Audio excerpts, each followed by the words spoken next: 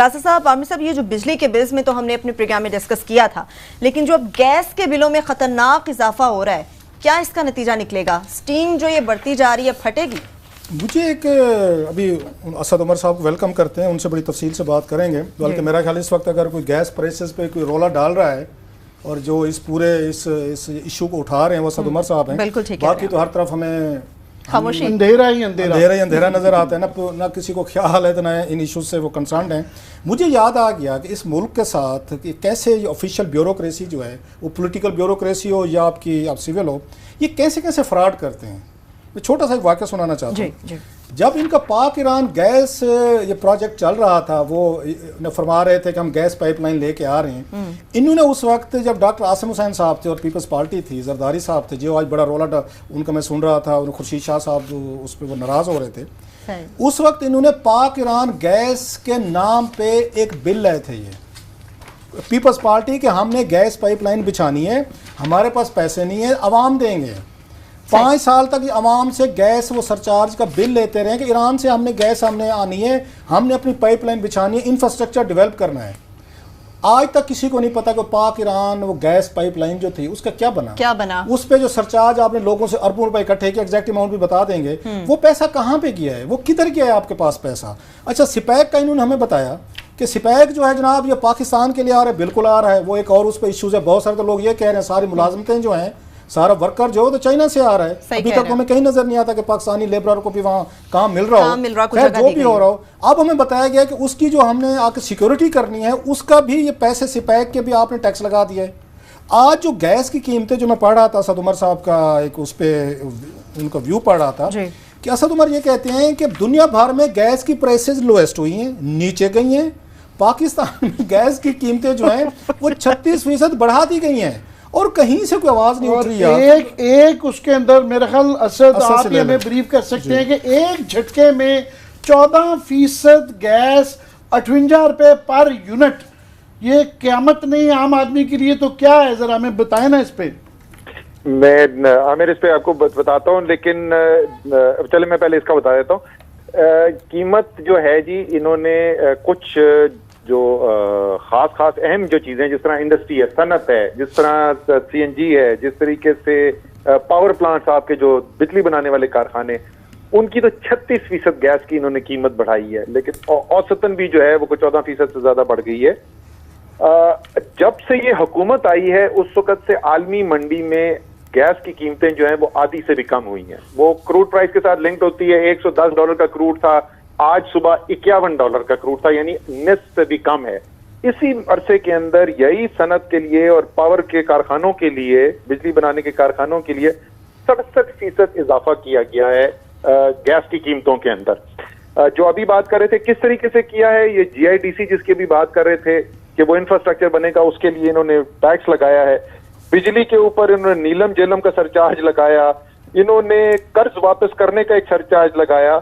और हद तो ये कि इस वक्त इनकी नेपरा के साथ लड़ाई चल रही है। वो कहते हैं कि जो अरबों रुपए की चोरी हुई, करप्शन हुई, नाअहली हुई नंदीपुर के लिए, उसका भी बिल के अंदर ये ऐड करना चाहते हैं। अब ये हो क्यों रहा है, इसके समझने के लिए आमिर आपको कोई मईशत की किताब नहीं, आपको इब्ने खल्दून पढ़ने की जरूरत है। इब्ने खल्दून अपने मुकदमा में लिखते हैं, बड़ी खूबसूरत बात की। उन्होंने कहा कि जिस वक्त रियासतें या एम्पायर जो हैं वो बड़ी हो रही होती हैं, तरक्की कर रही होती हैं, तो टैक्स की शरह कम होती है लेकिन वसूली ज्यादा होती है। जब कौमें तनज़्ज़ुल की तरफ जाती हैं तो शरह टैक्स की बहुत ज्यादा बढ़ा दी जाती है लेकिन वसूली फिर भी कम होती है। नतीजा क्या हो रहा है, ये बिजली के बिल बढ़ा दिए, गैस के बिल बढ़ा दिए, GST बढ़ा दिया, उसके बावजूद एक इंतहाई खतरनाक सिचुएशन। जरदारी साहब के वक्त में महाना तकरीबन पाकिस्तान के कर्जों के अंदर जो वफाकी हुकूमत के कर्ज हैं उसमें 130 अरब रुपए महाना का इजाफा हुआ, जो बड़ी खतरनाक चीज थी। पाकिस्तान की तारीख में कभी ऐसा नहीं हुआ था। पिछले साल महाना 173 अरब रुपए का इजाफा हुआ है और इस साल के जो पहले 2 माह गुजरे हैं इस माली साल के, उसमें 250 अरब रुपए महाना, यानी 2 माह के अंदर सिर्फ 500 अरब रुपए कर्जों का इजाफा हो गया है। तो ये टैक्स बढ़ाते चले जा रहे हैं और वसूलियां उस लिहाज से बढ़ नहीं रही है और मईशत जो है वो दलदल के अंदर धंसती चली जा रही है। अच्छा असद, एक आपने टैक्सेस की हम बात कर रहे हैं, मैं भूल गया था, मैं थोड़ा सा उसमें आपके लिए और इस पे कमेंट चाहेंगे कि जब नवाज शरीफ साहब आए थे तो मोटरवे से लाहौर और इस्लामाबाद का जो इनका टोल प्लाजा बनता था या टोल टैक्स बनता था वो तो सर 190 रुपये था, अगर मुझे अच्छी तरह याद है, या 200 रुपये था, अब 510 रुपये हो गया है। ये तो एक गाड़ी पे जो टैक्स है वो 300 रुपया बढ़ गया विद इन 3 ईयर्स। तो और दूसरी तरफ ये कर्जे लेते जा रहे हैं। और मैं उनको सुन रहा था NHA के किसी ऑफिशियल साहब को, वो कहते हैं जी कि हमारे पास हम दुनिया से फलां जगह से हम कर्जा ले रहे हैं और सखर पता नहीं फलां मोटरवे बनाना है। पाकिस्तान के लोग जो हैं, अब तो मुझे समझ आना शुरू हो गया कि करप्शन क्यों करते हैं, वो कहाँ से बिल्स दें, मतलब गैस का बिल कहाँ से दें, बिजली का कहाँ से दें। NHA का अगर आप ट्रेवल कर रहे हैं 190 से एकदम आप ले गए हैं 510 पे। सही कह रहे हैं। अच्छा, वो भी जो है रऊफ पता नहीं खास तौर पे उस दिन इन्होंने टैक्स लगाया था कि जिस दिन हमारा रायमंड वाला जलसा था, तो उस दिन जब हम गए मोटरवे के ऊपर तो हमसे 580 रुपए टैक्स ले गया, 510। आपसे रिकवरी कर लेते हैं, जुलूस बहुत बड़ा है तो आपसे पैसे रिकवर करके ये सारा नुकसान पूरा करते हैं। लेकिन जो बात है वही, आप कोई भी चीज देख लें। अब मैं बोलता हूं कि इस हुकूमत की मईशत को अगर आपने समझना है ना, तो आप ये समझ लें कि इसका पैर जो है वो मईशत की गर्दन पे है और इसके हाथ जो है वो अवाम की जेब के अंदर है। ये डार साहब जो है, ये पाकिस्तान को जिन्होंने कर्जे दिए हुए हैं, और वो बैरूनी कर्जे भी जो है 61 अरब डॉलर से बढ़ के 73 अरब डॉलर के हो गए हैं, उनके कर्जे वापस करने के लिए पूरी मईशत चल रही है। अवाम पे बोझ बढ़ता चला जा रहा है। और हो क्या रहा है, उसकी वजह से पाकिस्तान की बरामदात जो है वो 24 अरब डॉलर से 24.5 अरब डॉलर से गिर के 20.8 अरब डॉलर के ऊपर आ गए हैं। और इस साल के रवां साल के शुरू में जो 2 महीने गुजरे उसमें मजीद 8% कमी आई है। असल वो तो कहते हैं कि साहब डार साहब जो हैं वो साउथ एशिया के बेस्ट फाइनेंस मिनिस्टर करार दिए गए हैं सर। ये ब्रेक के बाद मेरा ख्याल है आपसे इसका जवाब बिल्कुल असद उमर साहब, एक छोटी सी ब्रेक चूंकि हमें लेनी है। जिस तरह से आपने भी बात की है, मईशत हमारी गिरती जा रही है, मगर डार साहब की जानिब से जो कर्ज लिया जा रहा है बोझ अवाम पर पड़ रहा है। लेकिन आपके साथ ये भी शेयर करेंगे कि रेडियो पाकिस्तान के हवाले से हमारे प्रोग्राम में ये स्टोरी ब्रेक की गई थी कि किस तरह से उसकी इमारतें गिरवी रखने के लिए कर्ज लेने की कोशिश की जा रही है। शेयर करेंगे, हमारे साथ रहिए।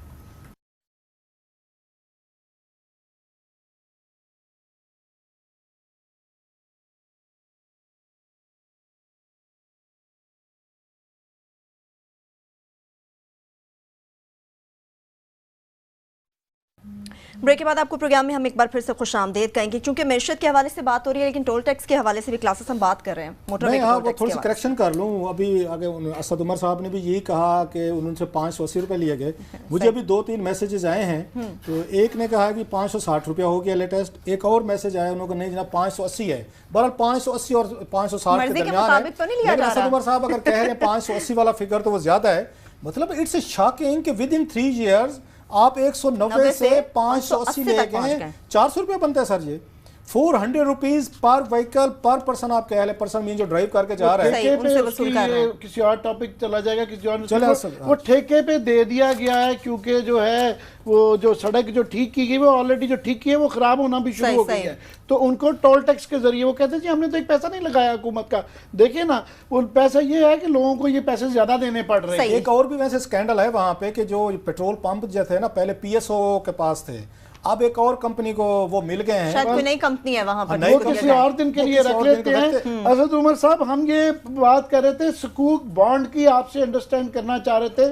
ये रऊफ क्लासर साहब ने उस दिन जो है ना ये स्टोरी यहाँ पे ब्रेक की कि ये वो क्रेडिट ले रहे हैं कि जी हमने 5.5 पे ये जो है ना कर्जा लिया है।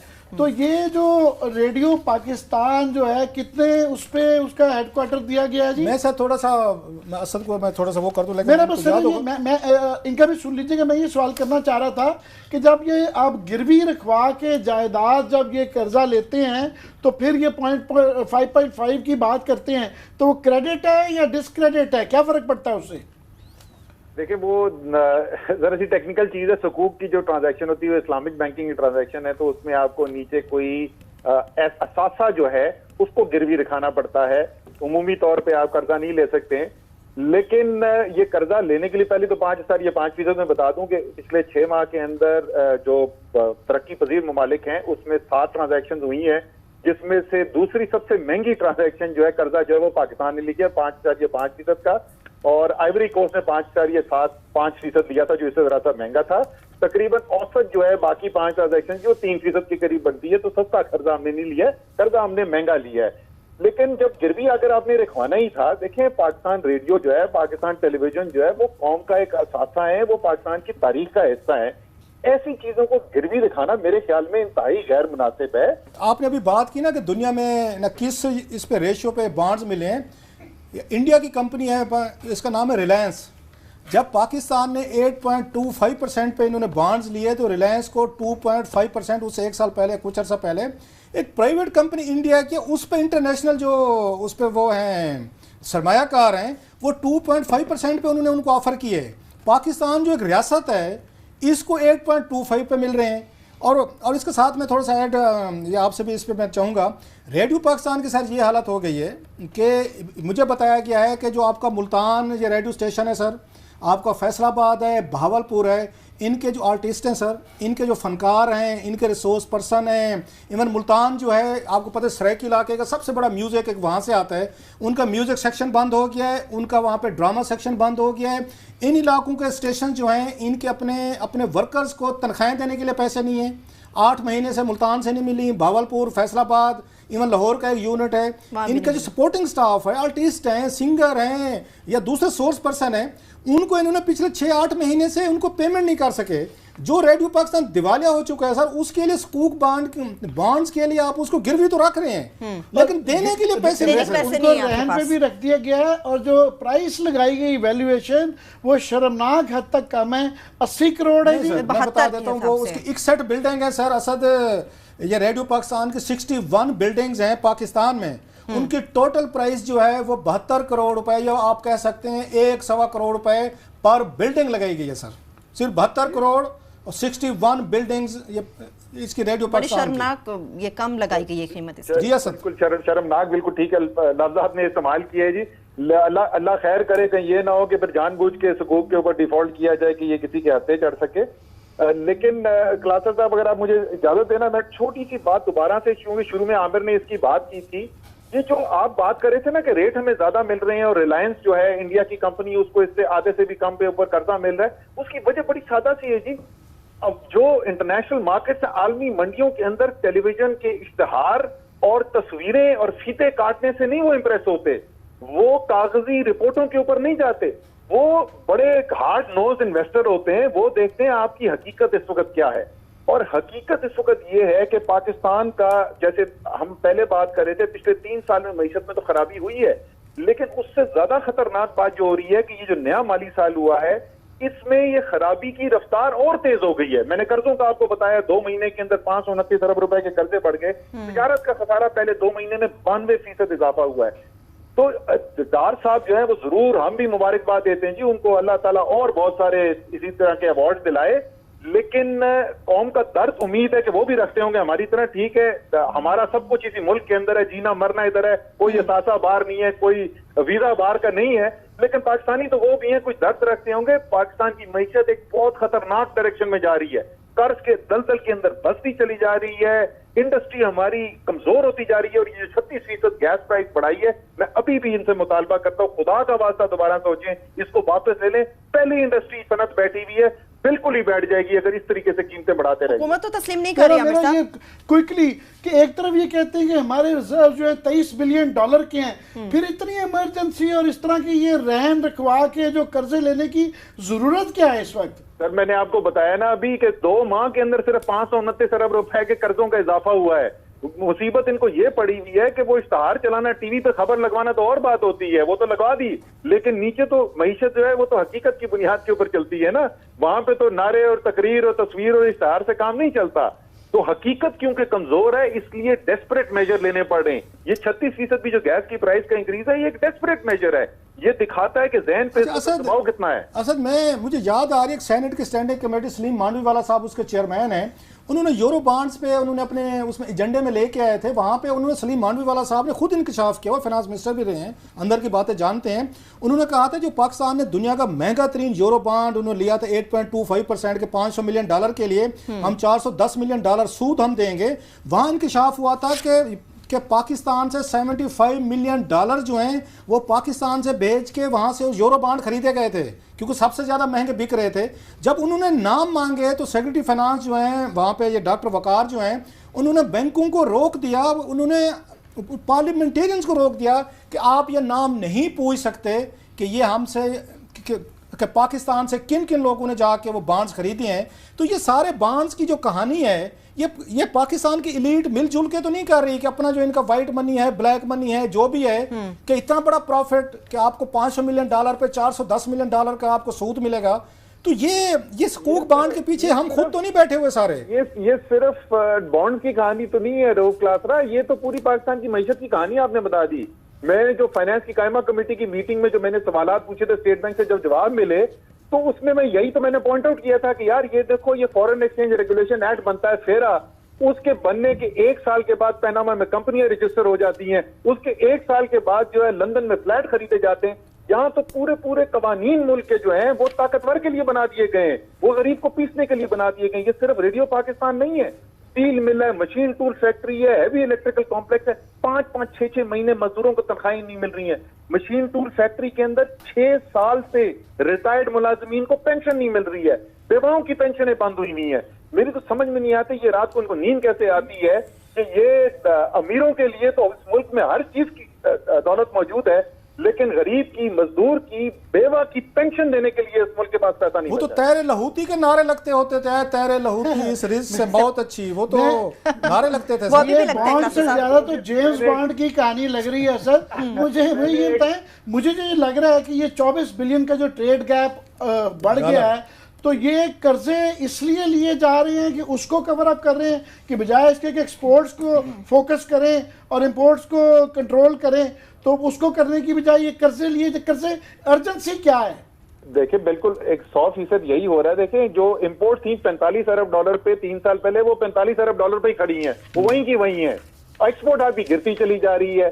कुछ तो बीच में बचत हो गई कि हमारे वर्कर जो बेचारे मेहनत कश मजदूर बाहर जाते हैं, वो जो पैसा भेजते हैं वो बढ़ रहा था, तो उससे थोड़ा बहुत गुजारा हो रहा था। अब इस माली साल के अंदर वो भी बढ़ना बंद हो गया, बल्कि थोड़ी सी उसके अंदर कमी पैदा हुई है। तो इस वक्त तो ये डेस्परेट सिचुएशन क्रिएट हुई हुई है। सीएसएफ फंड भी बंद कर दिया अमेरिका ने सर, मैकुलेशन सपोर्ट फंड भी आपने मिलेगा पाकिस्तान को, जो फ्री डॉलर आ जाते थे थोड़े से। जी वो भी उधर काम होना शुरू हो गया है। तो डार साहब को मेरी दरखास्त है कि आप बड़े मेहनती आदमी हैं, सुबह से लेकर रात तक मेहनत करते हैं, कौन को जरा हकीकत बता दें इस वक्त हो क्या आप ये तो नहीं कह रहे कि वो मेहनत करते हैं, look busy do nothing sir. हाँ, बिल्कुल आपने बड़ी खूबसूरत बात की क्लासेस साहब। आमिर साहब टाइम हमारे पास चूंकि खत्म हो चुका है। मेरा मसला डार साहब के साथ ये डू नथिंग वाला नहीं है, मेरे साथ मसला उनका नजरियाती है। ये नजरियाती मसला जरूर हो सकता है, जिस तरह आपने भी बात की उमर साहब की, ये सिर्फ बॉन्ड नहीं बल्कि पूरे पाकिस्तान की कहानी है। 2 महीनों के अंदर 529 अरब के कर्जों का इजाफा हो जाना यकीनन ये बताता है कि आइंदा आने वाले कुछ सालों में बड़ी सूरत हाल जो वो खतरनाक हो जाएगी।